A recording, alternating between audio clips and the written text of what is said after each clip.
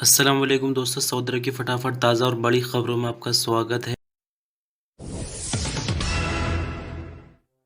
Saudi अरब के passport और immigration department यानी जवाज़ात से ट्विटर अकाउंट पर कई तरह के सवाल एग्जिट एंट्री वीज़ा को लेकर पूछे जा रहे हैं, जिसमें एक खारजी वर्कर ने पूछा है कि 31 मार्च तक जो इकामा और वीज़ा बढ़ने का ऐलान किया गया है उनमें कौन कौन से देश शामिल है। सवाल के जवाब में जवाज़ात का कहना है कि किंग सलमान की तरफ से जो शाही फरमान जारी हुआ है उसमें ऐसे अजनबी वर्कर जो कि सऊदी अरब से बाहर है यानी सऊदी अरब का इकामा रखते हैं और सऊदी अरब के बाहर है, दूसरा उनके देशों से डायरेक्ट फ्लाइट पर पाबंदी है, तो ऐसे देशों के अजनबी वर्करों के इकामा और वीज़ा को बढ़ाया गया है। जवाज़ात की तरफ से जवाब में उन देशों की एक लिस्ट जारी की गई है जिनमें बताया गया है कि तुर्की, Lebanon, Ethiopia, Malawi, Zambia, Madagascar, Angola, Seychelles, Mauritius देश इनमें शामिल है। जवाज़ात के ट्विटर पर जारी लिस्ट के मुताबिक इनमें इंडिया, बांग्लादेश, पाकिस्तान का नाम इसके अंदर इस बार शामिल नहीं है। यानी खबर के मुताबिक इंडिया वालों को अब कोई छूट आगे नहीं मिलने वाली है। जो 31 मार्च तक का ऐलान हुआ था उससे बाहर भी इंडिया को रखा गया और आगे भी अब कोई चांस नहीं है इकामा और वीज़ा फ्री बढ़ने के लिए। सऊदी अरब और बहरीन को समुद्र के रास्ते जोड़ने वाले किंग फहद पुल के विभाग ने सऊदी अरब आने जाने के लिए नए नियम जारी कर दिए हैं। फैसले पर अमल बुधवार यानी 9 फरवरी से शुरू हो जाएगा। अल अरबिया और अखबार 24 के मुताबिक किंग फहद पुल की मैनेजमेंट ने बताया कि उन सऊदियों को सफर की इजाजत होगी जो वैक्सीनेशन का पूरा कोर्स कर चुके होंगे और दूसरी डोज लेने पर 3 महीने बीत जाने के बाद बूस्टर डोज भी लगवा चुके होंगे। इस पाबंदी से 16 साल से कम उम्र के बच्चों को छूट मिलेगी। आपकी जानकारी के लिए बता दें कि इंटीरियर मिनिस्ट्री ने इससे पहले बयान में कहा था कि सऊदी शहरियों को सऊदी अरब से बाहर जाने के लिए बूस्टर डोज लेना ज़रूरी होगा, जबकि सऊदी अरब आने के लिए सभी को 48 घंटे पहले के कोरोना टेस्ट की नेगेटिव रिपोर्ट पेश करनी होगी।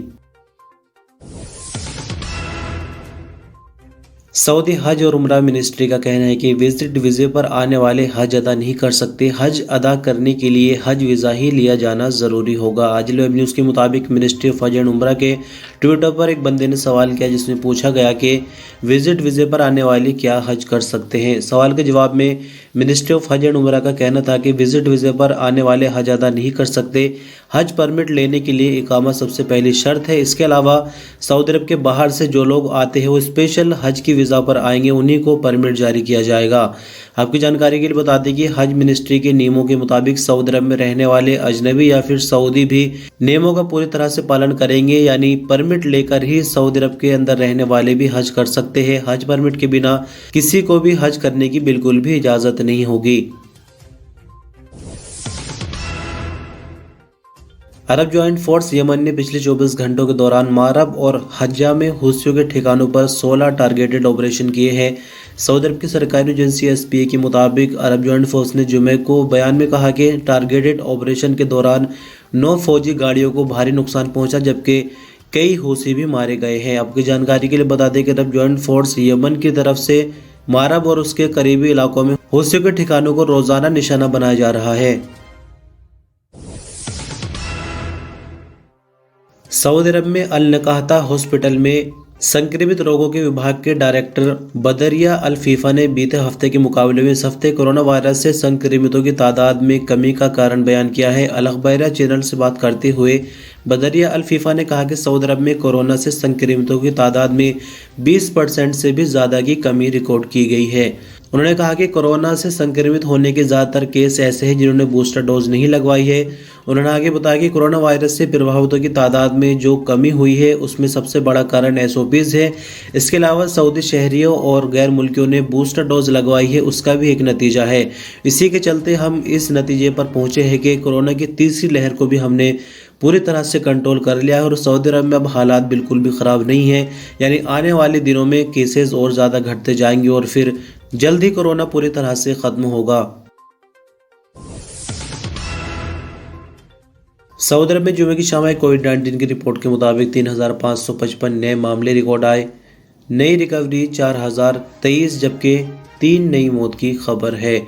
टोटल क्रिटिकल केसेस 1,042 जो कि हालत नाजुक की वजह से आईसीयू में है। 3,555 नए मामले रिकॉर्ड आने के बाद कुल केस 7,02,624 हो जाते हैं। 4,023 नई रिकवरी के बाद 6,57,955 कुल रिकवरी, 3 नई मौत का 8,950, कुल मरने वालों की तादाद हो जाती है।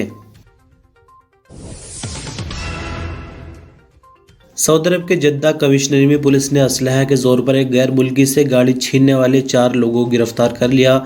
मुलजिमों के कब्जे से छीनी गई गाड़ी भी बरामद कर ली गई है। रीजनल पुलिस स्पोकमैन ने बताया कि पुलिस को खबर मिली थी कि शहर के मशहूर इलाके से नामालूम लोगों ने एक गैर मुल्की से असलहे के जोर पर गाड़ी छीनी और फरार हो गए। खबर मिलते ही पुलिस ने इलाके की नाकाबंदी करके मुलजिमों की तलाश शुरू कर दी। पुलिस प्रवक्ता का कहना था कि मुलजिम की जल्द ही पहचान कर ली गई, जिनके कब्जे से छीनी गई गाड़ी भी बरामद कर ली गई। रीजनल पुलिस प्रवक्ता ने बताया कि मुलजिमों में 3 सऊदी और 1 फिलिस्तीनी हैं, जिनके खिलाफ कानूनी कार्रवाई करते हुए उन्हें पब्लिक प्रोसिक्यूशन के हवाले कर देगा, जहां से उनसे और पूछताछ होने के बाद मुकदमे को फौजदारी अदालत में पेश किया जाएगा। King Salman humanitarian and relief centre यानी किंग सलमान इंसानी मदद सेंटर यमन के अदन में 4 स्कूलों का उद्घाटन किया है। आपने पहले भी खबरों के माध्यम से सुना होगा कि किंग सलमान ह्यूमैनिटेरियन सेंटर अक्सर विदेशों में जाकर गरीब लोगों की मदद करता है, तो यमन में पहले भी कई तरह की मदद इस संस्था की तरफ से की गई है। फिलहाल 4 स्कूल खोले गए हैं, लेकिन साथ ही आपको बता दें कि किंग सलमान इंसानी मदद सेंटर की तरफ से यमन के अदन, लहज, हजरमौत में यमनी मिनिस्ट्री ऑफ एजुकेशन के साथ मिलकर 15 स्कूल अभी तक खोल चुका है। आईटी में डॉक्टरेट की डिग्री रखने के बावजूद एक सऊदी ने उबर चलाने में प्राथमिकता दी है। अमेरिकी कंपनी की तरफ से मिलने वाली नौकरी को भी रद्द कर दिया। एक लोकल टीवी चैनल से बात करते हुए डॉक्टर माजिद मिसबा ने बताया कि पढ़ाई पूरी करने के बाद सऊदी अरब आते ही कोरोना के कारण सब कुछ बदल गया, जिसकी वजह से नए रोजगार के दरवाजे भी बंद हो गए थे।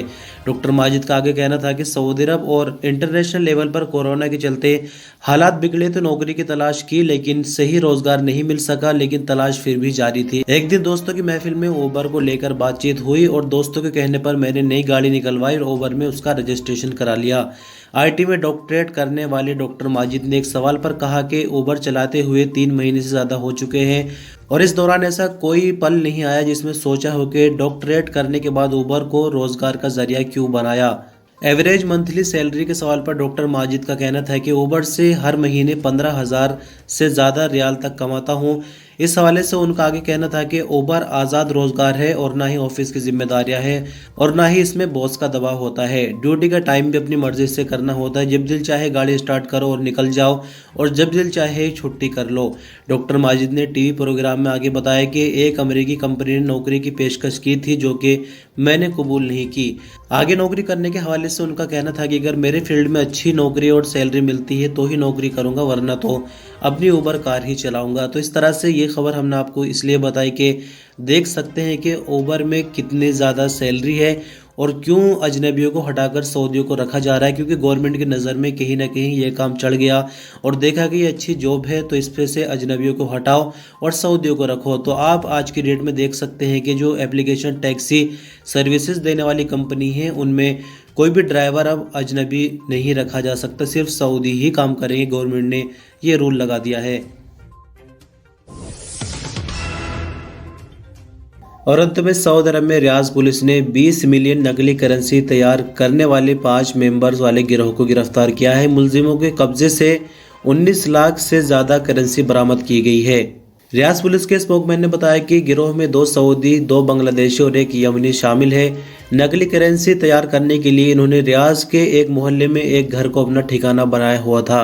पुलिस प्रवक्ता ने आगे बताया कि मुलजिमों को हिरासत में लेकर उनके कब्जे से नकली करेंसी और इसमें इस्तेमाल होने वाली सभी चीजें जब्त कर ली गई है। मुलजिमों को कानूनी कार्रवाई के बाद पब्लिक प्रोसिक्यूशन के हवाले भी किया जाएगा।